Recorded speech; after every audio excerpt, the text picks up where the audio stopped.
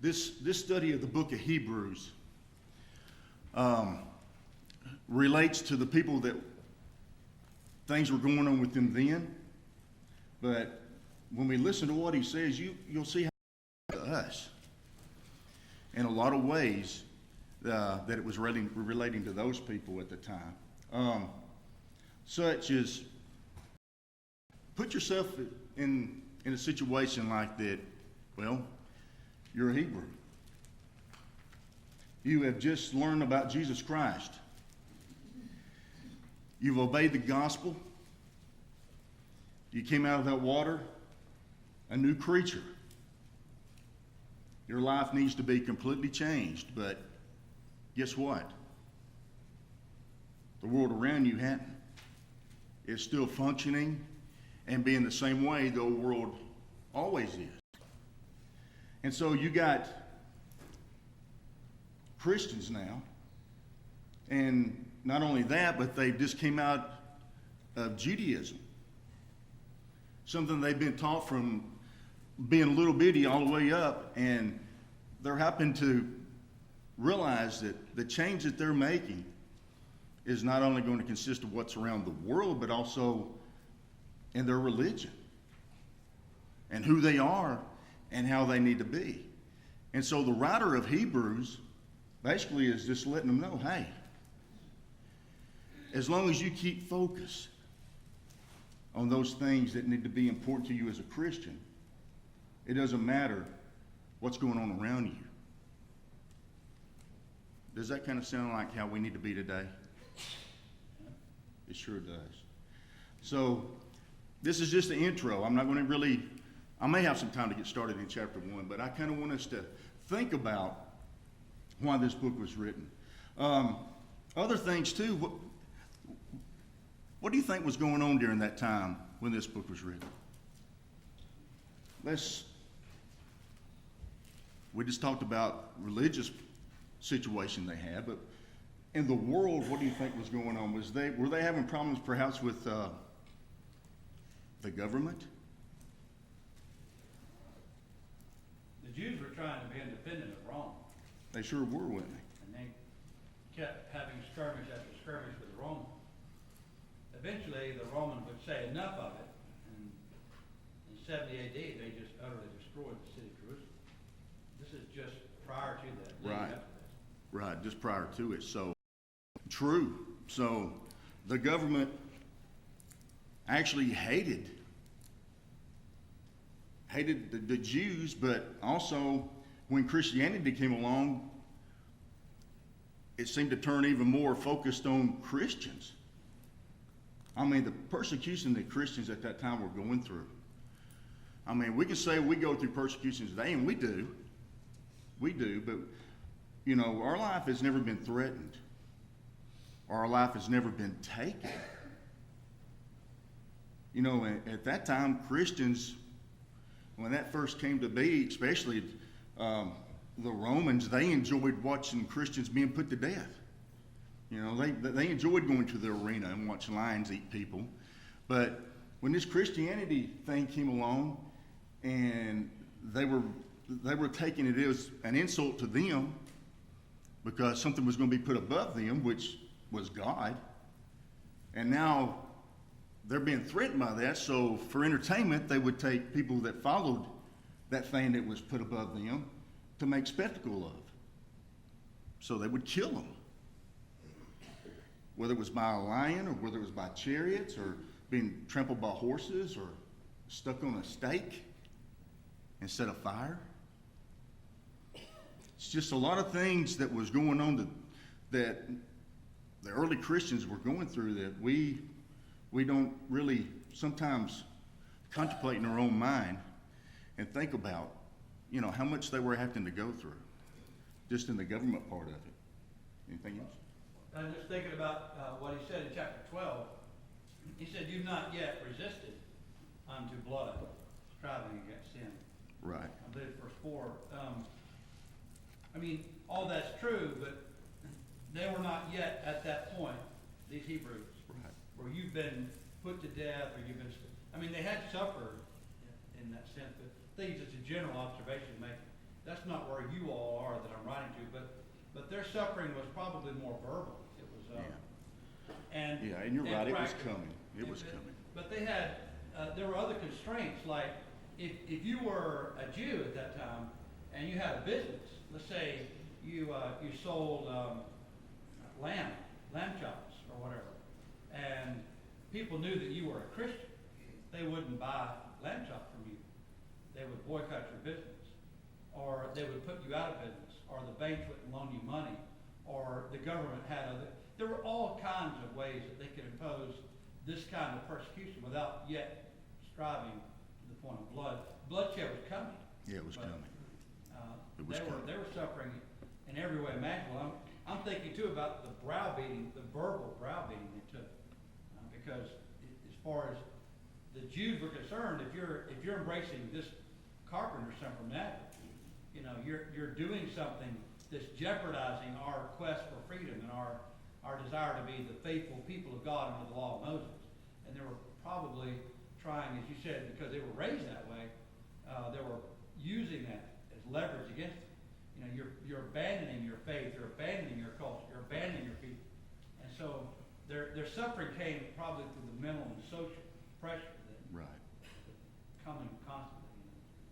Lord and his followers are persecuting and killing those who call themselves Christians even today. They sure are.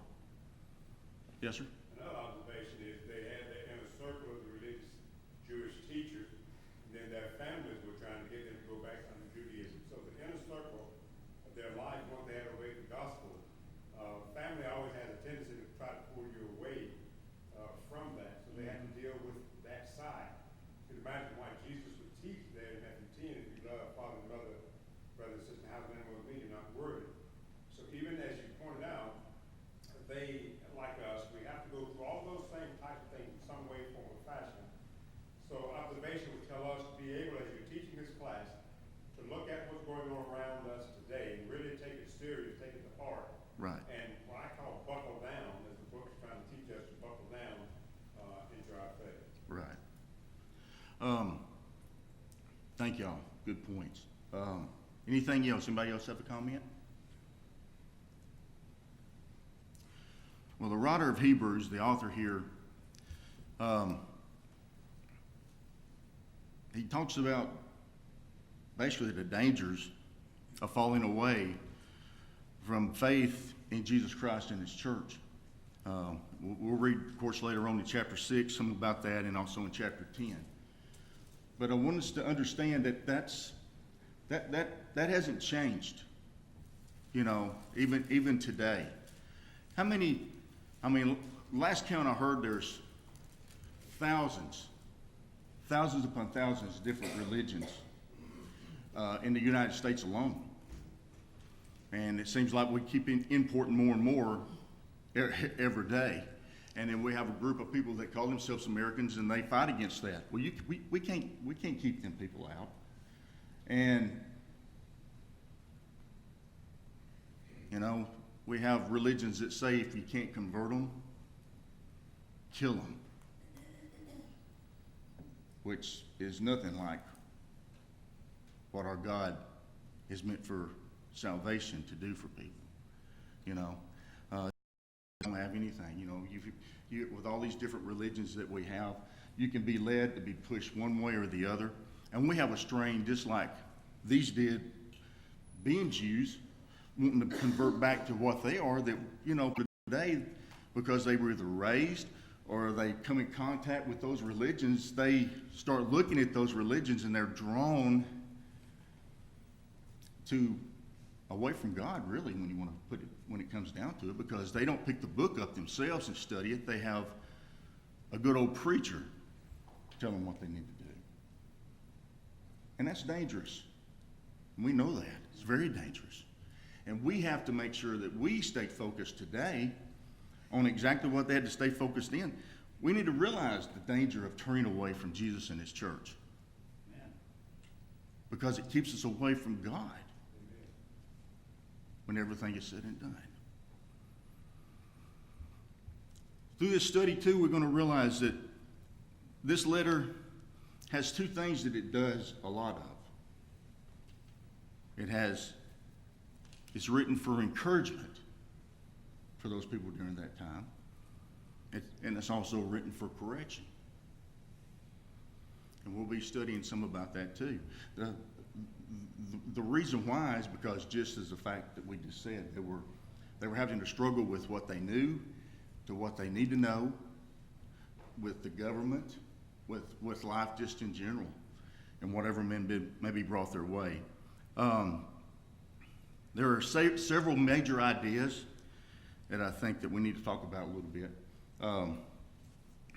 The comparison to the Old Testament and to the New Testament.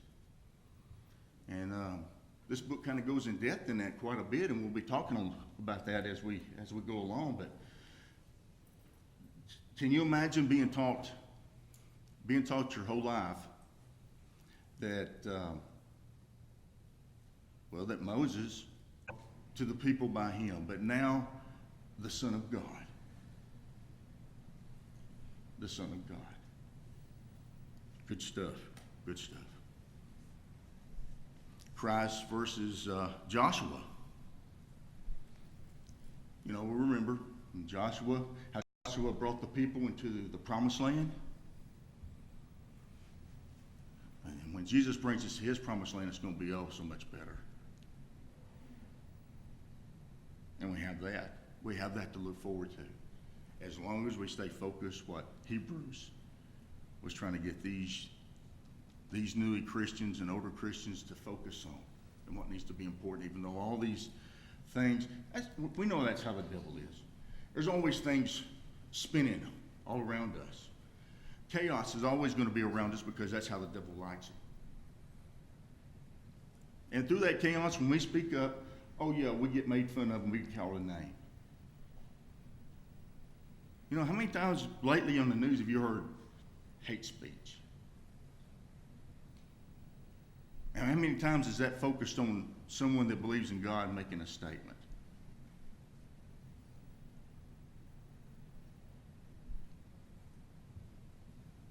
And in that day, those things that are called evil will be called good, and good, evil. Something to think about.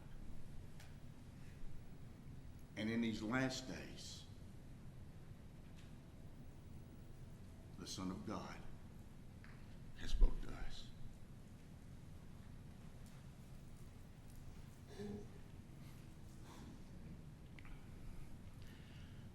Jesus versus Aaron, not per se as a whole, but going back to the priesthood, the things that they did, and the things that Christ has done that makes him the ultimate high priest of us all. We'll be looking at too. This gets deep, a lot of good things. And finally, I hadn't called the name of the author of this book. The reason I hadn't is because we don't really know. A lot of people think Paul wrote this book, but we need to realize and understand that Paul has never mentioned that he did. There's a few things said that gives a negative to that and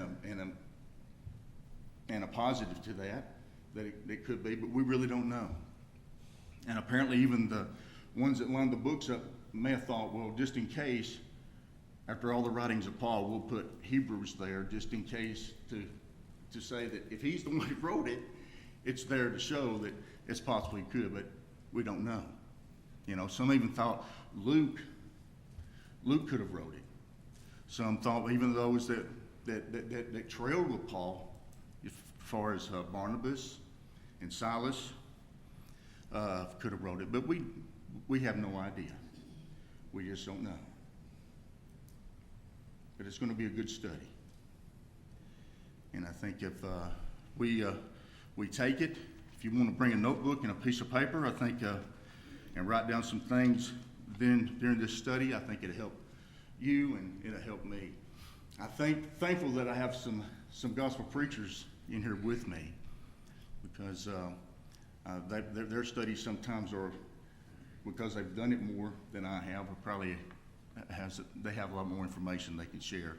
And I'm very appreciative of that. And it gives me a chance to learn too. But thank y'all for being here.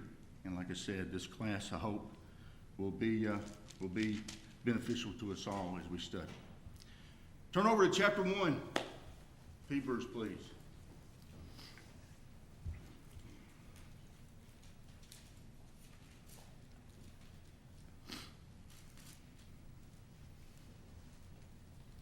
So look at verse 1 and verse 2. God, who in various times and in various ways spoke in time past. I'm using the New King James Version. In various times, let me see. In various times and in various ways spoke in times past by the fathers, to the fathers by the prophets. And in these last days has spoken to us both to us and by his Son, whom he has appeared in all things through him who also has made the world, our worlds. I want us to think about this. It starts off like most of the books do, is the authority is here already. God. And in times past. And that's basically what these words mean. And in different ways, God, at different times and in different areas, God has came to man and gave them what they needed to know during that time through a prophet. But in these last days, and that also goes back to the three periods of time, if you think about it. These last days, are we in the last days? Yes. We sure are. So this kind of has a double meaning here when he makes that statement, that he's given them in these last days. These days, we have the word directly from God on what we need to do.